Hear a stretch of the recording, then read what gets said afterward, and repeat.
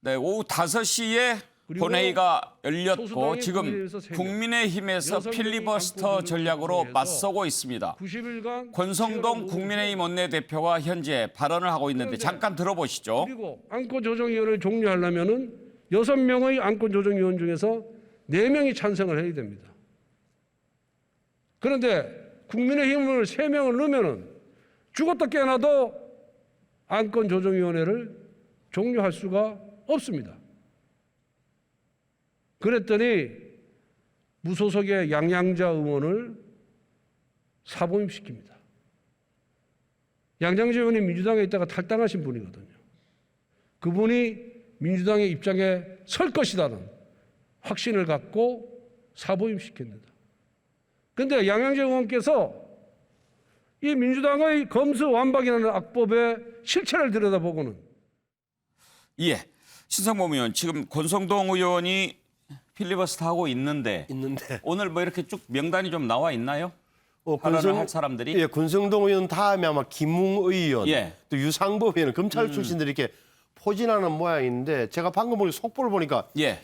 의미가 없는 게 필리버스터가 이미 4월 임시국회 이번에 마지막 날을 오늘로 정했다 그래요. 오늘 오후 본회의에서. 네. 그 말은 무엇이냐니까 자동 12시, 밤 12시에 되면은 필리버스터가 자동 종료되는 거예요. 그렇죠. 그러니까 권성동 의원이 지금 뭐 10시 9분이니까 한 2시간 정도 더 하고 그다음에 김웅이든 아니면 뭐 유상범 의원도 가든 말든 24시, 예. 밤 12시 되면은 땡 끝나는 거예요. 이게 이제 이른바 회기 쪼개기 아닙니까? 회기 쪼개니까 민주당이 네. 완전 이런 식으로 참 저도 이건 뭐 국회법을 정말 잘 아는 사람이 머리 좋은 사람이 그냥 이른바 살라미 전술로 조금씩 끊어내는 거다. 예. 그러니까 어젯밤에 오늘 새벽에 걸쳐서 법안 심사 안건 조정인에도 짧게 끝내서 자기들끼리 해치우고 또 전체 회의에서 통과시키고 오늘도 본회의에 있는데 본회의에서는 이번 임시국회 회기를 오늘 밤까지로 정해놓고 지금 검찰청법일 겁니다. 많은 예. 건이 올라온 게 검찰청법 개정안은 오늘 밤까지 완료하겠다. 내일은 또 다른 회의가 시작되는 거니까 내일쯤에는 아마 또 형사소송법 개정안을 올릴지도 모르겠어요. 예. 이상한 국회인 것 같아요. 지금 이제 민주당이 법안 처리 속도를 최고 속도로 높이고 있는데 어젯밤에 법사위에서 강행 처리를 했고 그래서 오늘 본회의에 이제 상정을 했습니다. 오후 2시에 여야 원내대표가 만났지만 박병석 의장 약속은 지켜져야 한다 이렇게 얘기를 했지요. 오늘 오전까지 여야에서 혹시 합의가 이루어지지 않을까 그런 얘기도 나왔는데 일단 약속을 지키지 않은 것을 탓하면서 박병석 의장이 본회의에 상정을 했습니다. 오전 상황 여야 원내대표 얘기를 잠깐 들어보겠습니다. 양당 원내대표 공이 입장 변화는 없다라는 답변을 해서 더 이상 검수완박법과 관련된 조정은 불가능한 것으로 보고 있습니다. 그리고 의장께서 국회법 절차에 따라서 오늘 본회의 개최 여부를 결정하겠다. 그리고 본회의 개의 시간 1시간 전에 의장의 입장을 전달해 주겠다라는 말씀이 있었습니다.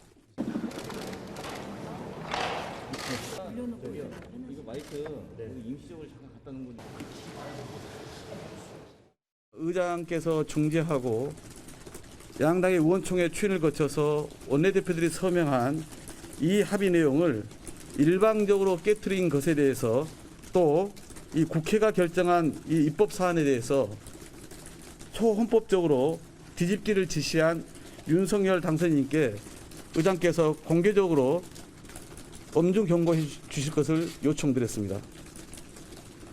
그리고 그동안 의장께서 말씀하신 것처럼 본인의 최종 중재안을 수용한 즉 현재 합의사항을 준수할 정당과 향후 국회 일정을 같이 하겠다는 입장을 표명해 오신 만큼 이제는 본회의를 포함해서 향후 의사 일정을 진행해 주실 것을 요청을 했고 오늘 중 본회의 개최를 소집해 주실 것을 거듭 강조했습니다.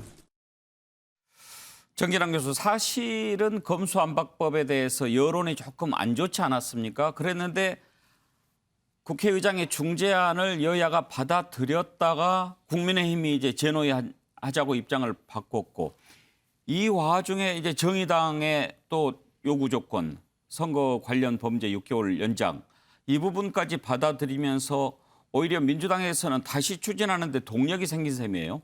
그렇습니다. 실제로 국민의힘이 이번에 검수완박 관련된 이른바 여야 간 합의 추진 과정에서 오락가락하는 협상, 좌충우돌하는 모습을 보이면서 결국은 이 검수완박 추진에 대한 민주당 내에도 역시 약간 이 속도 조절론이 있었거든요. 그리고 실제 이게 투표가 됐을 때 어떤 식이 나타날지도 모르겠다라고 하는 그런 우려까지도 제기된 상황이었고 국민 여론도 사실 어느 한쪽으로 손을 들어주기보다는 좀 대단히 신중하게 지켜보는 입장이었습니다. 자, 그런데 결국은 국민의힘과 민주당이 국회의장 중재안에 사실상 합의를 했지 않습니까? 그때 합의할 때 뭐라 그랬습니까? 양보지심 얘기하면서 뭐 나름대로 권성동 의원조차도 대단히 합리적인 안이라고 평가를 했었던 거거든요. 그걸 갖다가 어느 날 갑자기 3일 만에 정치 야합으로 규정해버리고 오늘 국회의장이 주재하는 원내대표 간 그 회동에서도요. 국회의장이 재논의 가능성까지 타진을 했어요. 근데 재논의도 국민의힘이 거부했습니다. 결국은 오늘 당장 이 본회의 상황에서 필리버스터가 진행되고 있습니다만 민주당이 어떤 강행 처리할 수 있는 명분을 결국 국민의힘이 기존의 검찰 기득권 집단과 강성 보수 지지층에 굴복하면서 결국은 그 명분을 제공하고 있다 이렇게 평가할 수 있을 것 같습니다. 예, 김학의 변호사, 국민의힘 입장에서는 저 합의를 뒤엎은 것 참 두고두고 미스다, 판단 미스다 하는 얘기가 나올 거예요. 이미 그 민영배 의원의 꼼수탈당 일때만 해도 분위기가 사실 여론도 굉장히 좋지 않았고 민주당 당내에서도 야 이렇게까지 그 절차를 위반하면서까지 일을 진행해야 되냐 자성의 목소리가 분명히 있었거든요. 근데 저는 지금도 국민의힘 측에서 당시 왜 국회의장 중재안을 받아들였냐. 왜 이 문제는 왜냐하면 그 국민의힘이 내세웠던 후보인 윤석열 당선인이 이제 검수완박에 대해서 굉장히 부정적인 그 입장을 그 대선 과정에서 여러 차례 밝혔거든요. 그런데 이런 논의를 원내대표가 이제 협상을 했다. 그러면은 사실은 협상을 동의했으면은 그 민주당 입장에서는 그래 그렇게 가자고 할 수밖에 없거든요. 아마도 지금 뭐 이번 주 내에 아마 본회의에서 통과될 것 같긴 한데요. 아마 국민의힘 입장에서는 이게 뭐 향후 뭐 헌법재판소로 간다 뭐 이런 뭐 보도도 있지만은 그 이전에 왜 이런 논의가 진행되었고 그럼 당내에서도 누군가한테 책임론도 충분히 있을 것 같고 또 이 대통령 임기 초에 뭐 이런 부분에 대해서 또 민주당과의 관계에서 또 레임덕 논의도 있을 것 같고 예. 한 여러 가지 좀 이해 안 되는 상황이 벌어지고 있는 상황입니다. 예. 어젯밤부터 민주당이 아주 거세게 몰아붙였습니다. 모든 방법을 총동원했습니다. 어젯밤부터 오늘 새벽 사이에 안건조정위원장도 민주당 김준표 의원을 보임했습니다. 안건조정위원장이 제1연장자의 몫이기 때문에 김진표 의원을 투입을 한 거고 또 위장 탈당했던 민영배 의원 안건조정위원회에서 당연하게 민주당 측 의견에 찬성하면서 기립 표결에 참석했지요. 오늘 새벽 국회 모습 정말 아수라장이었습니다. 한번 보시죠. 이건 절차 위반입니다. 안건조정위원회 수원부 지역에 의원님한테 손대. 어디 의원 손을 대? 손대지 마. 시대장 들어가면 피해자다. 자, 찬성하시는 의원님들 기립해 주시기 바랍니다. 네, 자, 11분의 의원이 찬성했으므로 검찰청법 일부 개정 법률안 대안은 통과됐음을 선언합니다.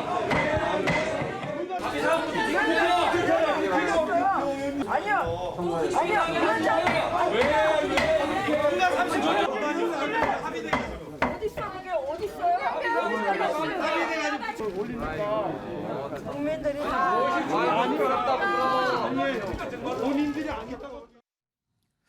최경철 의원, 안건조정위원회 같은 경우에는 민주당에서 기자들 취재도 못하게 했다고 하더군요. 뭐 낯뜨거운 장면이니까 보지 말라는 거겠죠. 뭐 민주당도 이것이 매우 낯뜨거운 장면이고 국민들에게 볼썽사나운 것이라는 걸 압니다. 그러나 민주당이 이것을 이렇게 강력하게 밀어붙이는 이유가 있죠. 사실 뭐 검찰의 수사에 대해서 여러 가지 좀 이제 야당이 된다면 굉장히 불안한 측면이 있기 때문에 이런 법안을 밀어붙이는 것 같은데 저는 민주당에게 정말 국민들이 하고 싶은 말이 많을 겁니다. 이 법안이 정말 좋다면 정말 여야가 합의해서 제대로 한번 만들어 보겠다는 이런 수기의 과정을 좀 더 거쳤다면 정말 좋지 않을까. 이 법안이 정말 좋은 것이라면 남녀가 사랑을 하더라도요. 그냥 아무 좋다고 해서 바로 그냥 동거를 하지 않지 않습니까? 양가 부모님 모시고 결혼식이라는 절차를 거치지 않습니까? 그 축복 속에 그 새로이 잉태되는 그런 커플이 좋은 것이지 저런 볼썽사나운 장면 해서 저렇게 저 법을 만들어야 될 만큼 시급성이 있는 건지 국민들이 아마 물어보고 싶을 텐데 민주당의 잘못을 한번 지적하고 싶어요. 또 국민의힘도 잘못을 피해갈 수 없습니다.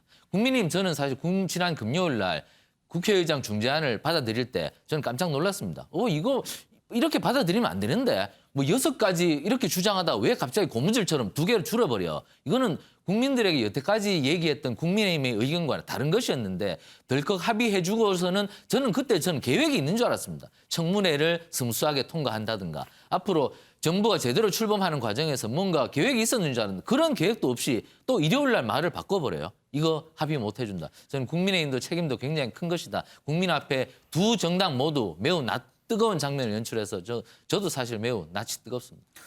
자, 정진환 교수, 지금 이런 식으로 계속 이제 밀어붙인다고 한다면 5월 3일 국무회의 통과가 가능합니까? 현재 그 민주당 지도부가 생각하고 있는 국무회의 상정은 가능할 것으로 보입니다. 물론 이제 이른바 회기 쪼개기 전술을 사실 채택한 거 아니겠습니까? 그래서 오늘 본회의 소집과 동시에 임시국회 회기 종료의 안건까지 상정을 했습니다. 자, 그래서 오늘 임시국회는 필리버스터가 진행되더라도 12시에 끝나게 돼 있는 겁니다. 그래서 다시 임시국회 소집 요구 또 제출되어 있기 때문에 다음 본회의는 30일 날 소집이 되게 됩니다. 예. 그래서 다음 본회의가 소집되면 검찰청법 개정안을 표결하게 됩니다. 그리고 다시 또 필리버스터를 진행하겠죠. 그러면 다시 또 3일 뒤가 됩니다. 예. 그래서 실질적으로 마지막 3일, 5월 3일 날 다시 임시의 본회의가 소집될 예정입니다.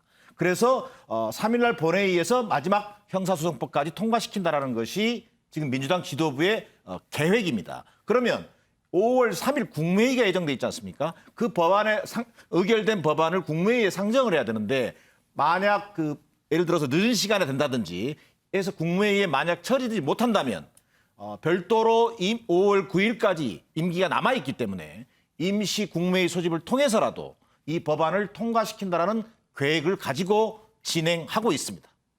저는 예.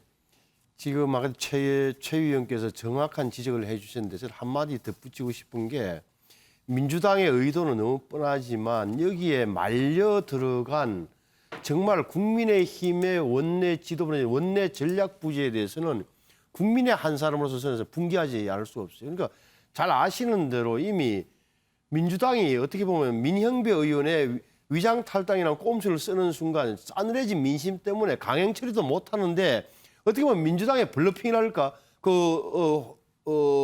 벼랑끝 전술에 말려 들어간 거예요. 권성동 대표가. 그러니까 정교하게 검토 안 해보고 아까 말씀드렸지만 6대 범죄 직접 수사권 가운데 자 처음에는 자기가 이야기했잖아요. 그래서 경제와 부패 그다음에 선거와 공직자까지 자기는 4개를 남겨놓으려고 그랬다. 그랬더니 민주당에서 반대하는 바람에 자 양보해가지고 2개를 남겨놓고 2개는 뺐다. 이런 취지란 말이에요. 그러니까 굉장히 이것은 그러면 본질적 질문은 그럼 그렇게 할 것을 왜 그러면 금수완박은 위헌이니 하는 거대한 논리를 내세워서 반대해왔냔 말이에요. 그다음에 또 자기 스타일로 자기가 중재안을 불러줬다.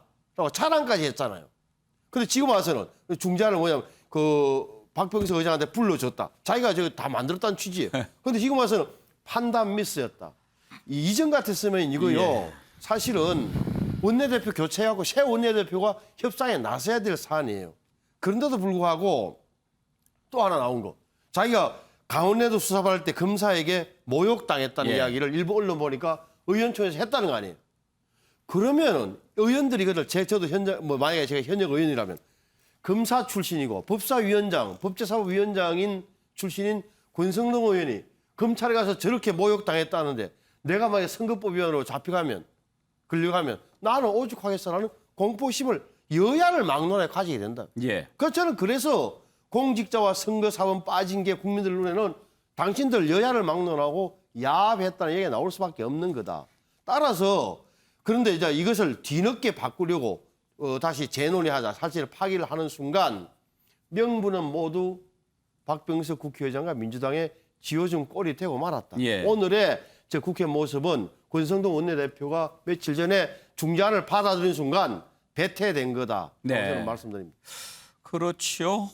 권성동 원내대표가 의총에서 그렇게 발언할 때만 해도 의원들의 공감이 있었기 때문에 의총에서 추인해 줬을 거 아닙니까? 당연하죠. 예. 왜 의원총회 들어가보면 아시겠지만 이걸 하나하나 법안을 갖고 따질 수가 없는 그런 구조예요. 그러니까 예를 들어서 똑똑한 보좌관이 있으면 의원님, 이번에 의총에서 이런 게 논의되는데 이거 큰일 납니다라고 했으면 누가 몇 사람이 나와서 잠깐요, 원내대표님 이런 식으로 하면 안 될 것 같은데라고 브레이크를 걸었어야 되는데 70여 명이 참석했다는데 대부분 그냥 박수 치고 끝냈다는 거 아닙니까? 뭐 원내대표가 잘 판단해 줄 거라고 믿었겠죠. 당연하죠. 대충 그렇게 대부분 그렇게 진행. 원내 수석이나 정책위 의장이나 몇 사람은 좀 세밀하게 현미경처럼 봤어야 돼요. 아무튼 권성동 원내대표 본인이 판단 미스했다, 죄송하다 이런 얘기를 했는데 그 발언 한번 들어보실까요? 앞으로 의원님들의 중지를 모아서 민주당과 협상을 이어나가겠습니다. 그리고 어떻게 이 국면에서 대응하는 것이 좋은지에 대해서 우리 선배 동료 의원님들께서 기탄 없이 의견을 개진해 주시기를 부탁드리고, 의원님들이 총회가 모아지면은 그 총회에 따라서 원내대표로서 역할을 하겠다는 그런 말씀을 드립니다. 여하튼 이 검수완박법 처리 과정에서 저희 판단 미스, 또 그로 인한 여론 악화, 이런 부담을 당에게 지우고 또 의원 여러분들에게 그러한 부분에 책임을 전가시켜서 대단히 죄송하다는 말씀을 드리겠습니다. 자, 권성동 원내대표 책임을 어떻게 져야 할지는 이제 법률안이 다 통과된 다음에 또 다시 얘기가 나오겠죠. 상황이 이렇게 진행이 되면서 당선인 쪽에서는 이 법률안을 국민투표에 붙이자라고 제안을 하고 나섰습니다. 장제원 당선인 비서실장 얘기를 들어보실까요? 당연히 현 대통령께서는 헌법 정신을 수호하고 헌법적 가치를 지키기 위해서 거부권을 행사하리라고 믿습니다. 그럼에도 불구하고 대통령께서 민주당과 야합을 한다면 국민들께 직접 물어볼 수밖에 없지 않느냐. 그래서 국민적 상식을 기반으로 해서 헌법 정신을 지키기 위해서 우리 당선인 비서실은 대통령 당선인께 국민투표를 붙이는 안을 보고하려고 합니다. 그래서 국민투표 붙일 요건 이런 것들을 좀 검토해서 대통령 당선인께 보고하려고 합니다.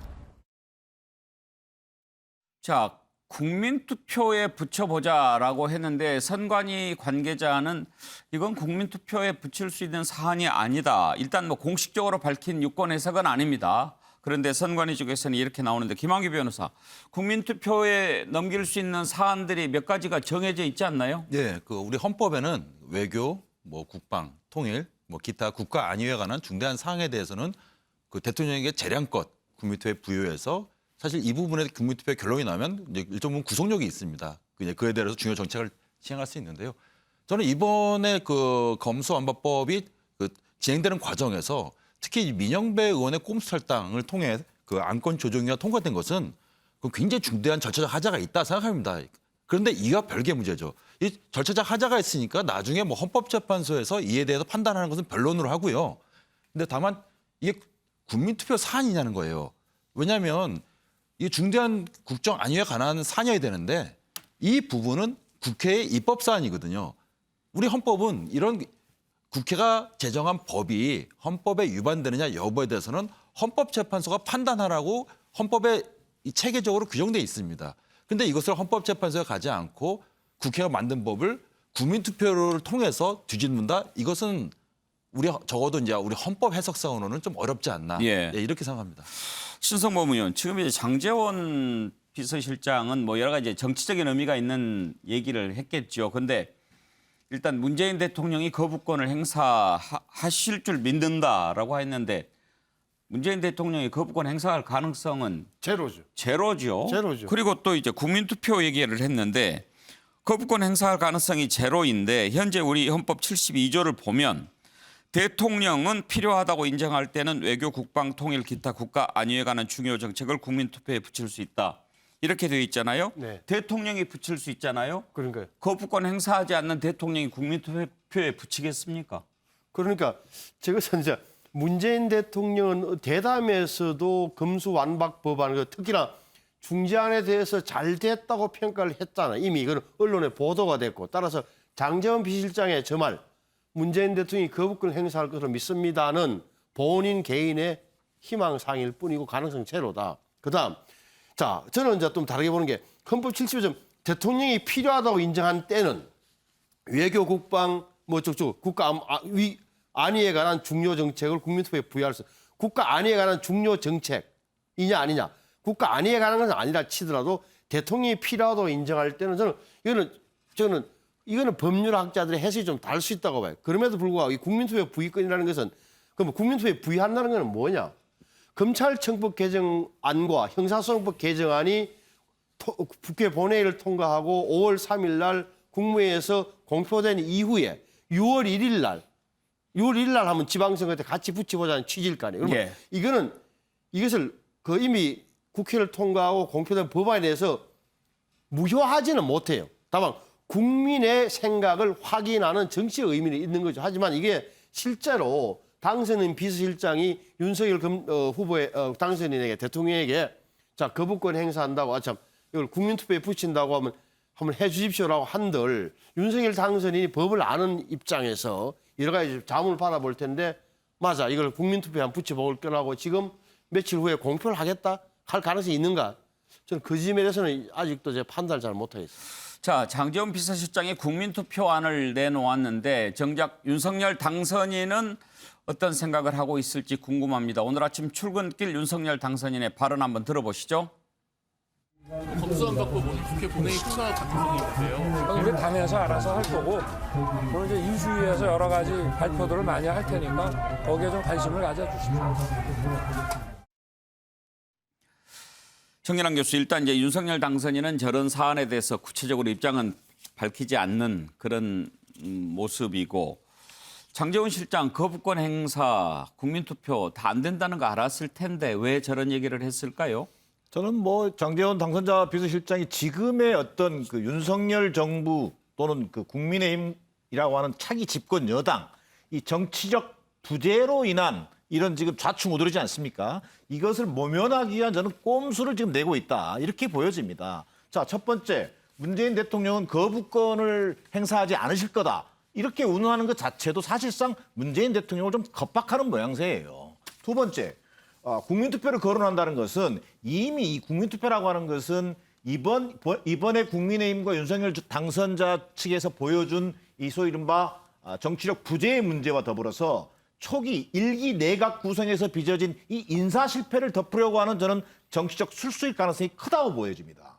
결국은 국회의 어떤 입법권을 침해하는 이런 국민투표를 거론함으로 해서 궁극적으로 지금 진행되고 있는 검수완박에 대한 강성 보수 지지층의 반발 여론, 또 인사 실패를 둘러싼 윤석열 정부에 대한 어떤 국민 여론, 악화된 여론 이런 것들을 모면하기 위한 하나의 정치적 술수로 제기하고 있는 것이 분명해 보입니다. 예, 자 이렇게 몰아붙여서 통과가 된다 하더라도 반대 여론이 만만치 않고 또 후폭풍도 상당할 것으로 예상이 됩니다. 당장 경제협력개발기구 OECD도 검수완박 법안 통과를 우려하는 그런 의사를 밝혔는데요. 드라고코스 OECD 뇌물 방지 작업반 의장이 우리 법무부에 검찰청법과 형사소송법 개정을 위한 입법 움직임에 우려를 나타낸다라는 서신을 보내왔습니다. 자, 이렇게 OECD까지 이렇게 우려하는데 그거 하면 되겠느냐라고 지금 반대를 하고 있는데 박홍근 원내대표 여기에도 검찰이 개입한 것 같다라는 의혹의 시선을 던졌습니다. 들어보실까요? 이건 추측입니다. 지금 대한민국 검찰이 얼마나 많은 로비를 하고 있습니까? OECD에 파견 가 있는 검사까지를 통해 가지고 사실도 아닌데도 불구하고 소위 검수완박 그 프레임 마치 보안 사건도 다 없앤 것냥 이렇게 지금 이해를 시켜서 잘못된 사실을 인용해 가지고 그런 입장을 얘기하지 않았습니까? 국제기구까지 그렇게 뒤흔들고 있는 대한민국 검찰의 모습을 지켜보고 있지 않습니까? 자, 최경철 의원, OECD 뇌물 방지 작업반 의장이 어떤 자리인가요? 뭐 정확하게는 잘 모르겠습니다만은 어쨌든 뭐 국제기구에서 그러한 뭐 의견을 냈다고 하니까 뭐 저희는 뭐 귀담아 들을 필요는 있다고 봅니다. 그런데 저게 사실 뭐 저희가 어떻게 보느냐에 따라서 뭐 다르겠지만 지금 검수완박이 만약에 되면요. 경찰로 상당 부분 사건이 많이 넘어갑니다. 그래서 경찰이 이제 1차 수사 종결권을 갖고 상당 부분 수사권을 가지게 되는데 지금 일선 경찰서에 가보면 사건이 너무 많아서 제대로 쳐내지를 못하고 있습니다. 예. 그렇기 때문에 경찰 내부에서도 여기에 대한 반발이 좀 있습니다. 이거 지금 우리가 사건을 못 쳐내는데 검수완박이 되면서 또 엄청나게 많은 사건이 들어오면 지금 거기에 대해서 대응을 하기가 어렵다. 그러면 먼저 직제부터 바꿔주고 인원을 늘려주고 그리고 뭐 당장 집무실 공간 같은 것도 드러나야 된다. 이런 것들이 굉장히 많고 또 경찰 수사가요. 제가 경찰 오래 출입해서 이렇습니다마는 경찰 수사는 좀 칸막이가 많습니다. 과별로. 뭐 형사과, 뭐 여성 청소년과 이런 칸막이가 많기 때문에 수사를 통합해서 하는 수사가 좀 약한 부분이 있습니다. 그렇기 때문에 이렇게 되면 국민들이 여러 가지로 부패 범죄나 경제 범죄나 이런 부분에 대해서 피해를 입기 때문에 국제기구와 이런 것에 대해서 굉장히 좀 우려의 눈길을 저는 실제로 보낸다고 생각합니다. 그리고 우리나라가요.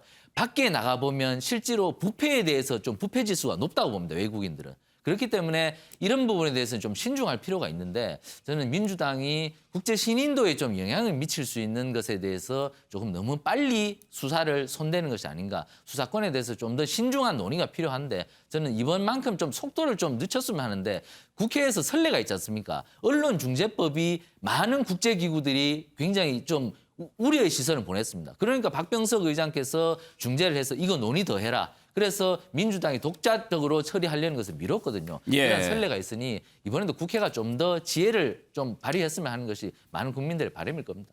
예. 자, 지금 이렇게 된 상황에서 국민의힘 이준석 대표와 또 권성동 원내대표 이 두 사람 간의 관계를 놓고 여러 가지 얘기들이 나오는데요. 잠깐 짚어보겠습니다.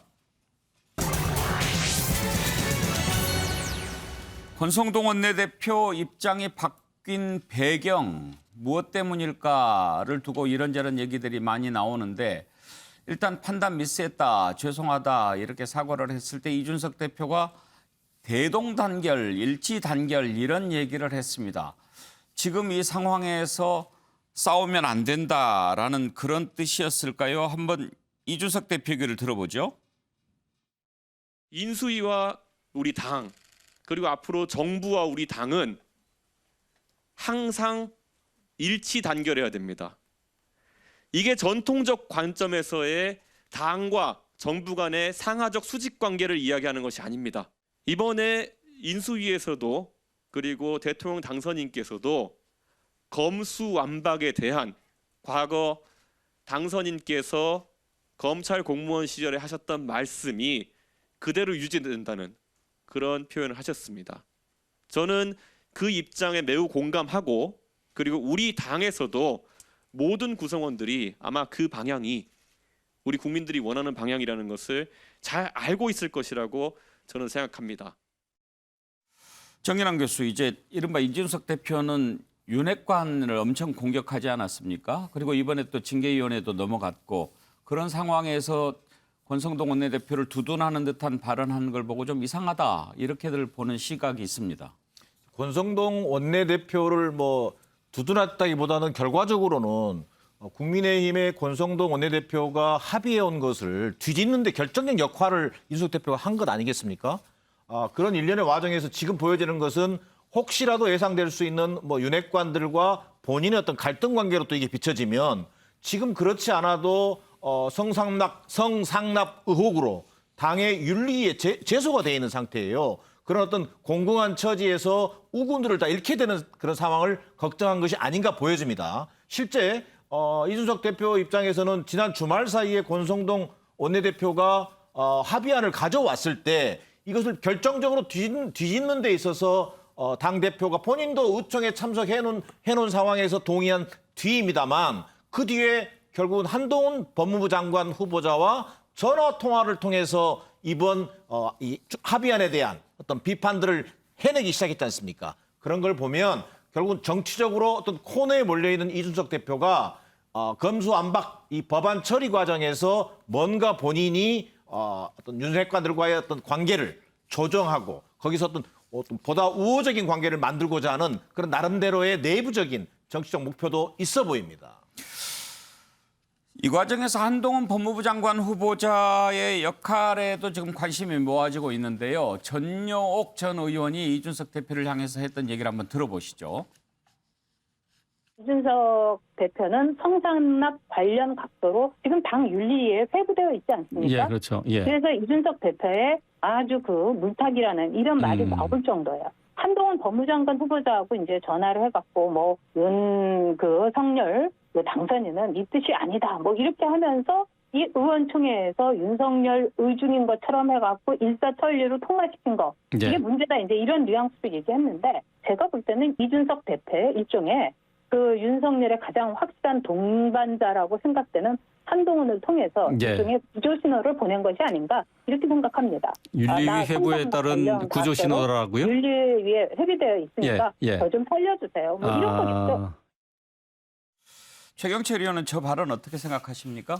뭐 전여옥 의원이 말한 건 좀 너무 진도가 나은 겁니다. 저건 뭐 좀 인신공격성 발언도 있는 거고요. 사실 증거도 없는데 저렇게 몰아세우는 것은 좀 굉장히 발언이 강했다고 생각합니다. 저 부분에 대해서는 뭐 저 동의를 하지 않고요. 하지만 이준석 대표도 조금 신중하지 못한 은행이 있었죠. 지금 사실 뭐 금요일 날도 그 합의안 중재안이 나왔을 때도 이준석 대표도 동조를 했었고 동조한 뒤에 뭐 이틀 만에 또 말을 뒤집어버린 그런 책임도 큰데 그리고 또 그 과정에서 한동훈 법무부 장관 후보자와 통화를 했다는 사실까지 뭐 얘기했고 거기에 대해서 코치받는 게 뭐 나쁘냐 식으로 얘기한 것은 저는 그 부분도 부적절했다. 왜냐하면 이준석 대표는 정당의 대표입니다. 정당이라는 것은 행정부를 견제하는 입법부의 영역에 속하기 때문에 그러한 견제를 하는 것이 후보자의 얘기를 그렇게 열심히 들었어야 하는 당대표의 자리인가 이런 부분은 좀 이준석 대표도 좀 은행에 신중하지 못한 측면이 있었고요. 그래서 전여옥 의원이 비판한 걸로 보이는데 그런데 전여옥 의원이 이준석 대표가 지금 받고 있는 여러 범죄 연루 행위와 직결시키는 것은 옳지 못한 발언이었다. 저것은 좀 인신공격성 발언이었다. 저는 이렇게 해석합니다. 예. 자, 한동훈 후보자의 한마디가 그렇게 큰 영향을 미쳤을까요? 한동훈 후보자가 말 한마디 했다고 여야 합의가 뒤집어졌을까요? 민주당은 그런 것 같다면서 한동훈 후보자를 소통령이라고 몰아붙이고 있는데 이 내용 한번 살펴보겠습니다. 일단 한동훈 후보자가 지난 13일 발언했던 내용을 한번 들어보도록 하지요. 이 나라의 모든 상식적인 법조인, 언론인, 학계, 시민단체들이 전례 없이 한 목소리로 반대하고 있습니다. 최근에 공론의 장에서 이런 식의 만장일치 반대가 있었는지 저는 뭐 들어보지 못했습니다. 이 법안이 통과되면 국민들이 크게 고통받을 것이기 때문입니다. 그 점을 감안했을 때 이런 법안의 처리의 시도는 반드시 저지되어야 한다고 생각합니다. 그 방안에 대해서는 앞으로 차차 여러분들과 함께 생각해 보겠습니다. 자, 반드시 저지돼야 한다. 한동훈 법무부 장관 후보자가 그렇게 얘기를 했는데 한동훈 후보자 윤석열 당선인의 가장 최측근으로 알려져 있지 않습니까? 문재인 대통령도 최근 대담에서 한동훈 후보자의 이 발언 비판했는데 그 내용도 들어보겠습니다. 한동훈 검사장이 검수완박은 필히 맞겠다라고도 얘기를 했습니다. 답변하시지 않으실 것 같습니다. 아니요, 저는 그런 표현 자체도 굉장히 위험하다 생각해요. 지금 이제 진행되고 있는 검경 수사권 분리 이런 부분에 대해서 뭐 찬성하지 않는다거나 충분한 과정을 거쳐야 된다거나 뭐 네. 이렇게 말씀하실 수는 있겠으나 예. 반드시 맞겠다, 반드시 지지하겠다 이런 식의 표현을 쓰는 것은 저는 굉장히 부적절하다고 봅니다. 예. 국민의 피해를 막겠다라는 그런 명분으로 그렇게 얘기를 하는 것으로 저는 보도에서 봤습니다. 예, 뭐 그냥 뭐 그 편하게 국민을 들먹이면 안 되죠. 예. 진짜 그 국민을 이야기하려면 정말 많은 고민이 있어야 된다고 봅니다. 예.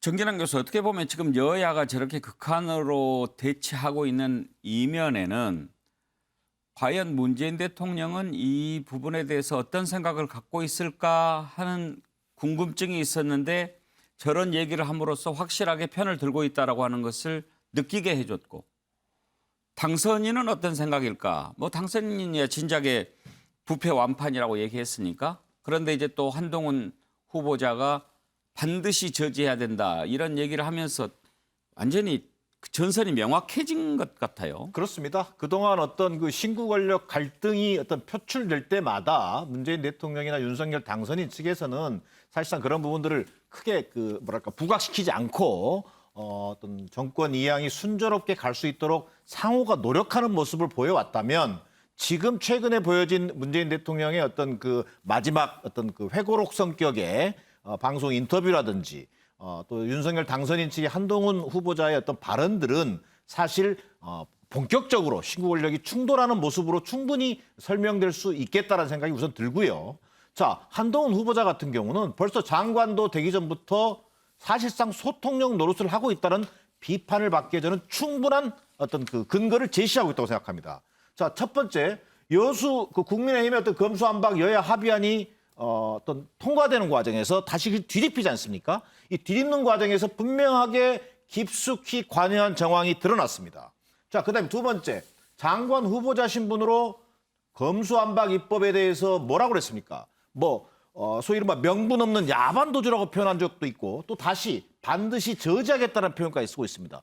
아니 어느 어떤 그 표현을 좀 절제된 표현을 해야겠습니다만 여야 원내대표가 국회의장과 함께 합의한 내용입니다. 그리고 의원총회를 통해서 추인한 내용까지 이른바 인사청문회 대상자인 장관 후보자의 한 사람이 이것을 휴지 조각으로 만들어버린다? 이걸 소통령이 아니고 또 실질적인 권력자라고 아니고 누가 믿겠어요? 그 뒤에는 궁극적으로는 한동훈의 힘 뒤에는 바로 윤석열의 힘이 작동하고 있다라는 국민적 의구심을 불러일으키게 충분하다라는 것이 지금 민주당의 판단이고 국민들에게도 상당한 부분 공감을 얻을 수 있는 표현이라고 저는 생각합니다. 김한규 변호사, 한동훈 법무부 장관 후보자 지금 뭐 일반 장관 후보자 같이 말을 조심스럽게 하는 스타일은 아닌 것 같아요. 할 말은 하고. 네, 어떻게 보면 사실 그 한동훈 법무부 장관 후보는 뭐 소위 말해서 뭐 윤핵관이 언급되지 않습니까? 윤핵관이라고 할 때 사실은 한동훈 후보는 윤핵관도 아니죠. 어떻게 보면 윤핵관보다 더 위에 있는 사람 아니겠습니까? 그만큼 윤석열 당선인과 아주 밀접한 관계인데요. 근데 윤석열 당선인 그리고 한동훈 후보자, 그러니까 본인의 어떤 장관까지 오기까지 가장 중요한 정치 자산은 뭐냐면은 문재인 정권에서 전반기에 있었던 적폐 수사, 전직 대통령을 구속한, 그다음에 후반기에 뭐 조국 장관 수사부터 이어지는 과정. 이 모든 수사 과정에 사실은 한동훈 후보 본인이 다 직접 지휘하고 개입하고 뭐 성과를 낸 거 아니겠습니까? 사실 이런 부분이 가장 중요한 정치적 자산인데 어떻든 간에 이번 민주당에서 주도하는 어떤 검수완박에 대해서 본인은 어떻게 보면은 추미애 장관과의 갈등에서 계속 좌천되면서 계속 목소리를 냈고 지금도 목소리를 내고 심지어는 현직 대통령과도 공방을 벌이고 있거든요. 아마도 이제 검사라는 어떤 이런 경직된 자리에서 벗어나서 이제 정무직 자리로 옮기면서 이런 발언 하나하나가 굉장히 계산된 발언일 뿐만 아니라 어떻게 보면은 윤석열 당선인이 공식적으로 입장을 낼 수 없는 이런 발언들도 한동훈 후보를 통해서 내는 것 아닌가 또 이런 생각이 들거든요. 예. 한동훈 후보자는 직업 윤리와 양심에 따라서 이렇게 발언을 했다라고 글을 올렸는데 민주당의 박지원 비대위원장 비판했습니다. 들어보실까요? 한동훈 법무장관 후보자가 문재인 대통령을 향해 현장을 책임질 법무장관 후보자가 몸을 사리고 침묵하는 건 직업 윤리와 양심의 문제라고 했습니다. 검사로 일하면서 법을 어기고 편법 증여와 위장 전입을 하고 일개 장관 후보자가 전화 한 통으로 국민이 선출한 국민의힘 국회의원 110명의 결정을 뒤집어 놓고 직업 윤리와 양심을 거론하는 것이 정말 어이가 없습니다. 직업 윤리와 양심에 맞게 그동안의 잘못을 고백하고 사퇴하시기 바랍니다. 신성범 의원, 민주당은 한동훈 후보자 전화 한마디로 뒤집어졌다 이렇게 지금 프레임을 짜는 거죠. 따고 있는 거죠. 그러니까 이게 뭐냐면은 앵커께서 질문을 하신 대로 국민의힘이 110명의 국회의원들이 있는데 이준석 대표가 한동훈하고 통화하더니만 맞아 합의를 파기했네. 야 세다 세. 이 이야기를 하고 싶은 거고 뒤에는 윤석열이 있잖아요. 이게 왜냐하면 가장 미운 게 가장 걱정스러운 게 장관 후보자가 한동훈 그 민주당 입장에서는 그렇잖아요. 가장 좀 뭐랄까 위험해 보이고 자기들한테 본능적으로 위협이 될 거라는 걸 알고 있는 거예요. 근데 그럼 한동훈 그 법무부 장관의 태도도 어떻게 보면 드문 케이스잖아요. 현 대통령께서 아니 반드시 저지란 표현 굉장히 부적절하다. 그러니까 바로 국민의 피해가 분명한데 그럼 저보고 침묵하고 있으라고요? 예. 뭐 직업윤리와 양심 문제에 바로 댓글을 하는 이게 드물기는 한데 어떻게 볼 거냐? 저는 또 정치부 기자 했던 입장에서 약간 왜 이렇게 하는 느낌은 들지만 한동훈 장관의 스타일이 모양이다라고 예. 저는 봐줄 수도 있다고 봐요. 그래서 지금 민주당이 보면 이제 전략이 뭐냐? 예를 들어서 5월 2일, 3일 날 다음 주에 한덕수 총리 후보자 인사청문회하고 그 다음 날 바로 한동훈 장관 후보자가 다음 날이에요. 이 대목에서 저는 한덕수 총리 후보자와 한동훈 법무부 장관 후보자의 이 인준 문제를 정치적으로 협상이나 뭘 하려고 하는 게 민주당의 의도 같다. 거기서 모든 게 저는 나온다고 봐요. 최경철 의원 혹시 한동훈 후보자 인터뷰해보거나 만난 적 있으신가요? 한동훈 후보자는 인터뷰 안 해봤습니다. 예. 저분은 뭐 검찰 공무원 오래 했으니까 인터뷰를 잘 할 수가 어렵죠. 근데 한동훈 후보자가 굉장히 뭐 그 법조 출입하는 기자들한테 물어보면 굉장히 똑똑하고 그리고 윤석열 당선인하고 비슷한 직진 스타일이다. 바로 말을 직진적인 말만 한다. 그렇게 하면 뭐 굉장히 좋은 거죠. 검사가 바르게 가고. 그리고 저분한테 수사받은 사람도 제가 많이 봤는데 굉장히 엄격하게 한다.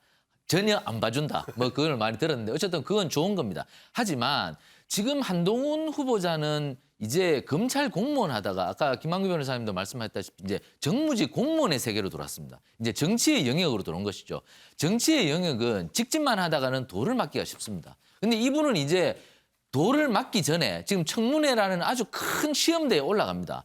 그 전에 좀 말을 조심하셔야지 도를 덜 맞지. 지금 청문회를 앞두고 너무 직진하다 보면은 이게 바로 윤석열 당선인에게도 정치적 부담감을 줄 수밖에 없다. 저는 좀 이번에는 좀 한동훈 후보자께서 청문회를 통과하기 전까지는 절제가 좀 필요한 것이 아닌가. 그 이후에는 좀 직진을 하셔도 지금은 약간 유턴이나 좌회전, 우회전도 조금 하시는 것이 맞지 않을까 이렇게 봅니다. 네. 예. 자, 다음으로 넘어가겠습니다. 윤석열 당선인 대통령 취임까지 이제 13일 남았습니다. 그런데 당선인이 취임식 날 축하 만찬을 신라호텔에서 열기로 한 것을 놓고 논란이 뜨겁습니다. 지금 예산은 33억 원가량 편성이 돼 있는데요. 의전 차량이 558대입니다. 민주당에서는 멀쩡한 청와대 영빈관을 놔두고 왜 고급 호텔에서 초호화 만찬을 한다는 거냐라고 강하게 비판을 하고 있는데 박주선 취임식 준비위원장 그렇다고 포장마차에서 하라는 얘기냐 이렇게 맞받아쳤습니다. 공방을 한번 들어보실까요? 진시황의 즉위식도 아닐 텐데 윤석열 당선인의 초호합한 취임식에 국민의 한숨이 깊어갑니다. 통째로 전세낸 특급 호텔의 화려한 불빛은 국민의 시름을 깊게 만들고 최고급 차량 558대가 도로를 가로지를 때 국민의 원성은 더 높아질 것입니다. 지금이라도 늦지 않았습니다. 소박하고 검소한 취임식으로 한숨 짓는 국민의 마음을 헤아려야 할 것입니다. 너무 취임식 비용이 많다 뭐 이렇게 해가지고 지금 현재 여당에서 정치적으로 문제를 삼는데 저희 취임준비위원회나 대통령 당선인 측에서 예산을 얼마로 해달라고 요청한 일도 없습니다. 여당 후보가 대통령이 될지 야당 후보가 대통령이 될지도 알지도 못한 상태에서 이 국회에서 예산을 책정해놓고 이제 와서는 무슨 화로운 취임식이니 예산을 낭비를 하니 혈세를 낭비를 하니 이런 것은 삼가해야 될 정치 공세가 아닌가 저는 그렇게 생각하고 있습니다. 아, 그럼 33억 원이라는 이 예산은 누가 대통령이 될지 모르는 상황에서 국회가 책정해 준 예산이다 그 말씀이세요? 예, 그렇습니다. 국민들이 상당히 경제적으로 어려운 상황인데 국민들은 좀 허탈해하실 수도 있을 것 같거든요. 외국 정상들이 또는 외빈들이 참석하는 만찬을 또 포장마차 하나 또는 텐트 쳐로 갈 수도 없는 일 아닙니까? 포장마차를 얘기하는 건 뭐 당연히 아까 말씀드린 대로 이것은 청와대 영빈관을 하더라도 호텔 외식 업체가 와가지고 음식을 조리를 해야 되기 때문에 비용 문제는 거의 차이가 없습니다. 정진남 교수 의견부터 좀 들어볼까요? 그러니까 뭐 저는 그 국민 정서라고 하는 것이 충분히 고려됐어야 된다. 윤석열 그 정부가 지금 출범 전입니다만 취임식을 하는데 자 우리가 보통의 일반인도요 결혼식을 호텔에서 한다 그러면 호화 결혼식의 이미지가 있는 거예요. 자 그동안 청와대 영빈관에서 해오던 취임 어떤 당선인 날 만찬일 텐데 저는 구체적으로 예산은 여야가 합의해서 33억 원 예산을 편성했고 그 예산에서 크게 어긋나지 않는다라는 게 박수현 위원장의 지금 어떤 해명이라고 할 수 있겠는데 저는 그런 예산 문제라기보다는 오히려 코로나로 고통받는 국민들 그다음에 소상공인 자영업자 추경하는 아예 논의조차 되고 있지 않습니다. 이런 어떤 어려운 상황과 또 국제적 어떤 경제 위기라고 하는 것이 지금 굉장히 체감하는 수준이 높아지고 있는 상황에서 당선인이 취임식을 하는데 아마도 기존의 청와대 영빈관에서 호텔 뭐 출장 뷔페를 불러서 조용히 치렀다면 아마 이런 지적이 없었을 겁니다. 그럼에도 불구하고 어쨌든 시내 가장 최고급 호텔이라고 하는 유명 호텔에서 저런 예산을 가지고 치른다고 하니 국민들 입장에서는 그 고통받는 그런 어려운 현실 속에서 전혀 위로는커녕 오히려 속앓이밖에 할 수 없는 그런 어떤 심정이 반영되고 있다라고 봐야 될 것 같습니다. 신성범 의원 보시기엔 어떻습니까? 괜한 트집 잡기 같습니까? 야당은 저는 말할 수 있겠죠. 그런데 저는 뭐 이게 참 춘향전도 아니고 그렇잖아요. 그러니까 33억 원은 이미 국회에서 이미 편성해 놨던 거고 그리고 저도 뭐 청와대 자주 들어가 봤습니다만 청와대 가서 영빈관에서 앉아 밥 먹어도 롯데호텔이나 조선호텔 날 옷 입고 와요. 보안 배지 차고 그렇게 캐터링 서비스를 해가지고 하는 거다. 그러면 이제 유일하게 할 수 있는 건 영빈관 놔두고 왜 특급 호텔로 가느냐.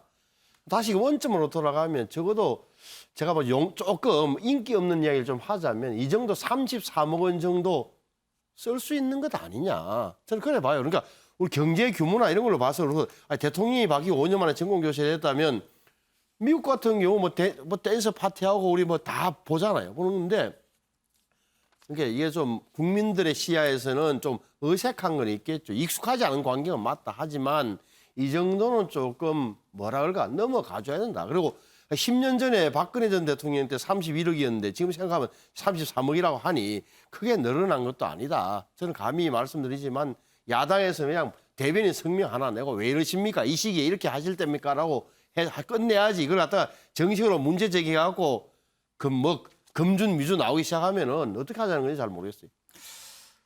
김만기 변호사 시각은 어떠신가요? 네, 아마 그 민주당에서 이거를 이제 시비 거는 거는 그 앞으로 그 윤석열 정부가 하는 일 모든 걸 다 시비 건다. 뭐 이렇게 이해할 정도입니다. 왜냐하면은 취임식 만찬이야 늘 있어 왔던 거고 그 뭐 이걸까지 문제 삼는 건 이제 모든 걸 다 문제 삼겠다고 해석되는데 근데 한편으로는 또 윤석열 당선인 측 이거를 추진한 측에 좀 아쉬운 점은 뭐냐면 앞서 다른 분들 말씀하셨지만 지금 최근 몇 년 동안 이제 코로나로 인해서 또 많은 또 국민들이 고통을 받고 또 그 어떤 소득 계층이 이제 격차가 많이 벌어져서 사람들이 고통을 받고 있는데 굳이 어떤 상징적인 이미지 있지 않습니까? 확 와닿는 거. 최고급 호텔에서 그런 이미지 있지 않습니까? 여기서 뭐 밥값이 좀 덜 든다. 내지는 이전에도 얼마 들었다. 사실 이거는 국민의 정서 문제거든요. 이 점을 좀 심도 있게 생각을 해서 어떻게 하면 임기 초에 국민들의 어떤 마음을 살 수 있을까 이런 부분에 대한 고민을 좀 더 하셨으면 어땠을까라는 아쉬움이 있습니다. 예.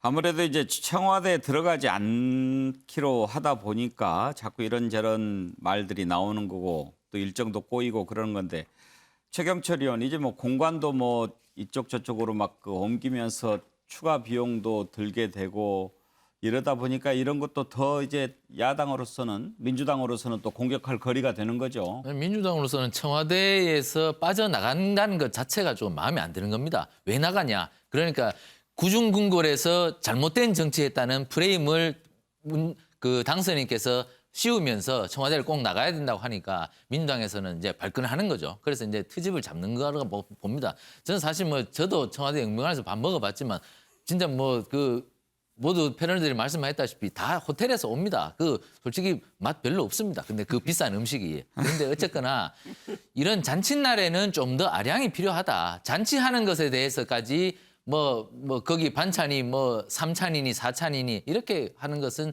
너무 이 윤석열 정부에 대한 재량권에 대한 좀 침해가 아닌가. 저는 새로이 출범하는 정부에 대해서 민주당도 일단 축복은 해야 한다. 하지만 정말 잘못하는 것에 대해서는 지적해야 된다. 그렇지만 모든 것을 트집을 잡고서는 저는 국정 수행이 정상적으로 굴러가기 어렵다고 봅니다. 예. 민주당도 이제 좀 집권 여당 오래 해봤지 않습니까? 좀 더 큰 아량으로 정치하는 것이 국민들의 신뢰를 얻는 길이라고 봅니다. 자, 아무튼 청와대 옮기는 것 윤석열 당선 이후 가장 큰 이슈가 됐는데요. 문재인 대통령도 청와대 옮기는 것에 대해서 심경을 밝혔습니다. 이틀간에 걸친 대담 어제까지 방송이 됐는데요. 문재인 대통령 관련 내용 한번 살펴볼까요? 전체적으로는 담담하게 대담을 진행했지만 좀 격정적으로 또 강하게 이렇게 비판하는 내용도 있었습니다. 집무실 이전과 관련해서 어떻게 생각하느냐라고 물어봤는데 문재인 대통령 이렇게 얘기했습니다. 들어보시죠. 저는 개인적으로는 지금 그 새 정부의 집무실 이전 계획이 별로 마땅치 않게 생각이 됩니다. 집무실 옮기는 게 국가 이제 100년 대계인데 그 어디가 적진지 이런 거 두루 좀 여론 수렴도 해보지 않고 게다가 지금 우리 이제 그 안보 위기가 가장 고조되는 이 이제 정권 교체기에 그냥 3월 말까지 국방부 나가라, 방 빼라. 우리는 거기서부터 5월 10일부터 해서 업무를 시작하겠다. 이런 식의 그 일 추진이 저는 정말 위험하다고 생각합니다. 예, 마땅치 않다고 생각한다. 신성범 의원, 문재인 대통령이 직접 대통령 집무실 이전에 대해서 저렇게 입장을 밝힌 것은 처음인데요. 처음이죠. 육성으로는 처음인데 예. 저렇게 생각하신다면 지난번 그러면 왜 3월 28일인가요? 그 왜 상춘제에서 윤석열 당선인을 만났을 때 뭐라고 하셨을까? 아니 윤석열 당선인이 예를 들어서 뭐 이렇게 이런저런 이유로 좀 옮기려고 그럽니다. 그럼 저 자리에서 아니 이상하네요. 저는 잘 지냈는데 왜 그러시나요? 뭐 이렇게 하면서 저런 이야기를 했어야 되는데 그때 했다는 이야기는 안 나오고 그때는 분명하게 협조하겠다는 뭐 이렇게 말씀하셨는데 손석희 순회특보관과의 저 대담에서 저렇게 말씀하시고 진짜 마음은 손석희 씨와의 한 대담이 정확할 텐데 굉장히 강한 어조예요. 예. 평소에 문재인 대통령의 어투와는 완전히 달라 보이는 색다른 측면이다. 저는 그래 보여요. 예, 상당히 강한 표현들이 꽤 있었습니다. 윤석열 대통령 당선인의 발언에 대해서도 직설적으로 지적을 하기도 했는데요. 한번 들어보실까요?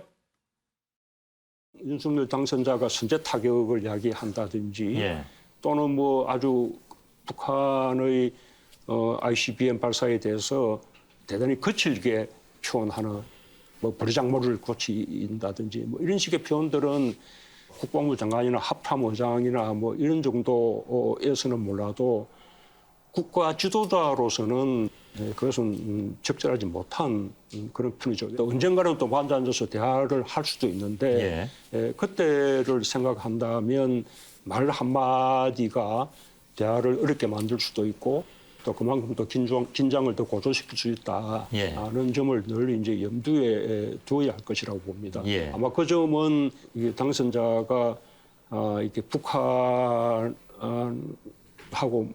상대해본, 대화해본 또는 외교에 대한 경험이 없어서 이제 그런 것이라 생각하고 그런 부분을 빠르게 말하자면 이제 대통령답게 대통령의 모드로 빨리 돌아가야죠.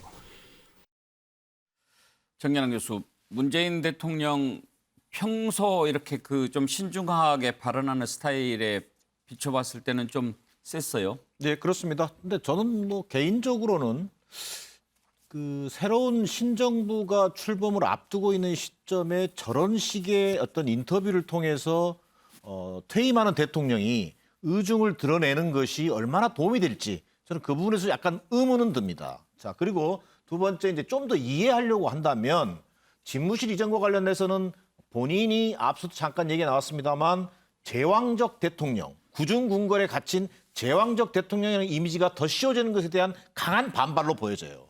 그리고 좀 전에 얘기한 이른바 그 윤석열 당선인의 후보자 시절 선제 타격 발언이라든지 남북 문제에 대한 어떤 후보자 입장과 대통령의 입장이라는 것은 국가 지도자로서 갖춰야 될 뭔가 다른 측면이 있다라고 강조한 부분은 역시 본인이 어떤 그 재임 기간 중간에 남북 문제에 있어서 평화 프로세스를 어느 정도 궤도에 올려놨다고 생각하는데 이 문제에 있어서 자칫 윤석열 당선인에 의해서 이런 어떤 남북관계 진전, 노력 이런 부분들이 폄훼될 가능성에 대한 그런 어떤 강한 우려를 표명한 것으로 이해가 되어집니다.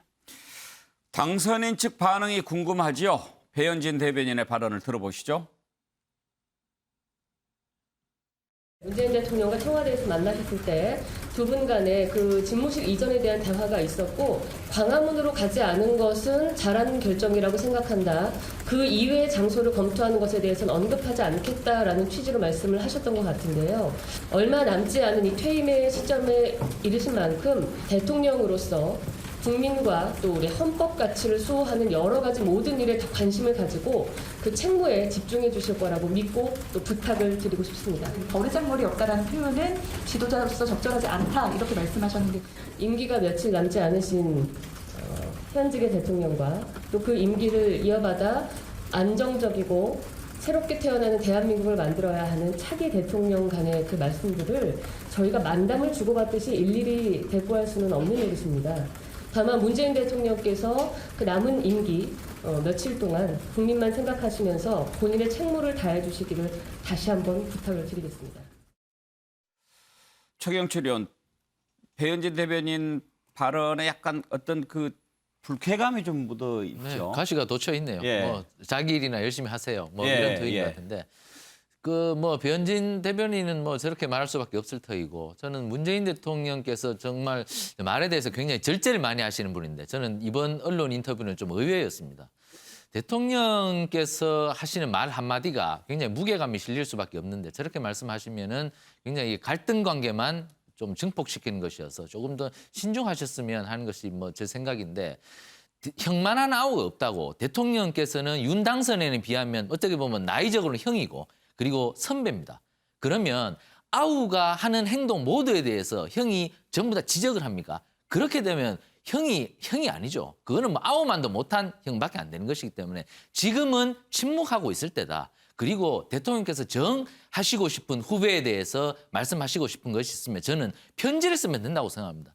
당선인한테 꼭 이거 내가 정말 전해주고 싶은 거 있어서 편지 한번 썼습니다. 내가 연필로 써봤습니다. 당선인 한번 읽어보시고 참고하시면 하시고 그래도 나보다 더 능력 있을 터이니 이것보다 더 나은 것이 있으면 아이디어를 잘 쓰세요. 제가 이걸 정말 말씀드리고 싶습니다. 이렇게 하시면 될지 저 언론을 통해서 저렇게 해버리면 받아들이는 윤석열 당선인으로서도 저것을 충고로 받아들이지 않고 공격으로 받아들일 수밖에 없는 것이죠. 예. 대통령께서 이번은 조금 신중하셨으면 하는 것이 아마 국민들도 그렇게 생각하셨을 것 같은데 조금 핀트가 좀 어긋난 것 같습니다. 김한규 변호사께서는 혹시 대담 보셨나요? 예, 좀 봤는데요. 좀 앞에 나오는 영상들 보니까 뭐 이거는 뭐 문재인 대통령께서 하신 말씀이 뭐 맞을 수도 있고 틀릴 수도 있습니다. 뭐 그건 그분 의견이니까 저는 존중하는데 저는 좀 이해가 안 되는 게요.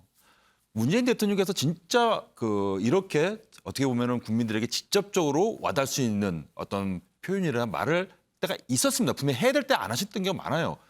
단적으로 윤석열 당선인이 대통령 되는 과정을 보면 가장 갈등이 심했을 때가 추미애 장관과 어떤 징계 내릴 때 그 상황 아니었습니까? 거의 1년간까지 뭐 장관과 총장관의 갈등이 있었어요. 그걸 국민들은 굉장히 혼란스러웠고 어떻게 보면 추미애 장관이 징계하는 게 맞냐 아니면 윤석열 총장이 억울한 상황이냐 혼란스러웠거든요.